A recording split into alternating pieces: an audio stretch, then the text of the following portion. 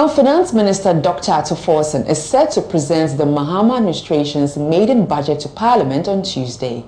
Expectations are already running high for the policy blueprint, which tackles the country's pressing economic challenges. The budget is anticipated to outline a roadmap for fiscal consolidation while introducing revenue-enhancing measures to stabilize the economy. Key areas of focus will include tax reforms aimed at broadening the revenue base, alongside measures to streamline public expenditure. The government is also expected to unveil a debt management strategy to ease the fiscal burden. In the following report, CNR Business's Neil Latte looks at some expectations of the 2025 budget, which will serve as an early test of the ability of the government to balance economic growth with fiscal discipline.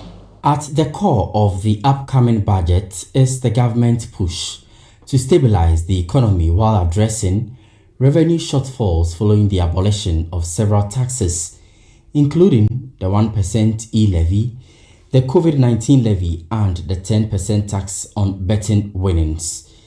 These removals, a fulfillment of the Mahama administration's 120-day pledge, are projected to result in a revenue loss of 22.15 billion Ghana cedis by 2027.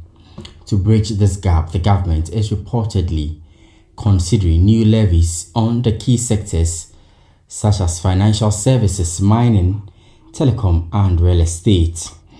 The administration is also addressing concerns about a funding gap caused by the removal of certain taxes.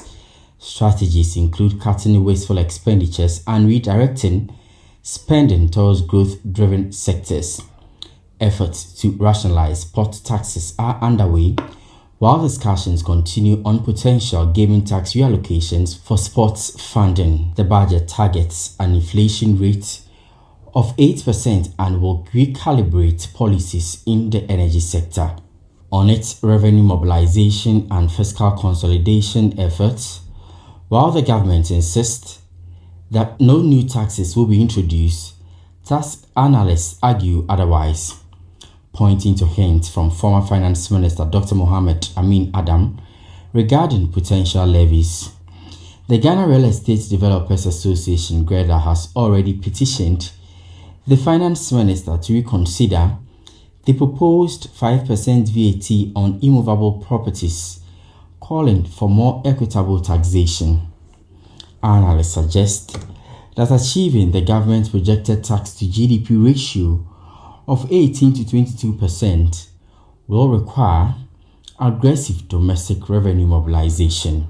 With Ghana's debt to GDP ratio projected to reach 55% by 2028, expectations are high for a strong commitment to debt reduction in the budget. Fiscal consolidation measures are also expected, aiming to further reduce the fiscal deficit, which is projected to decline to 2.4% of GDP by 2027. However, stakeholders in the financial space are urging government on the need to build consensus on policies intended to be rolled out. Engaging the people is very critical. In every economic endeavor, you need to review, you need to engage, you need to communicate to the people. So I think, for me, that's the first step, that we engage the people, let them know what is going on, get their buy-in.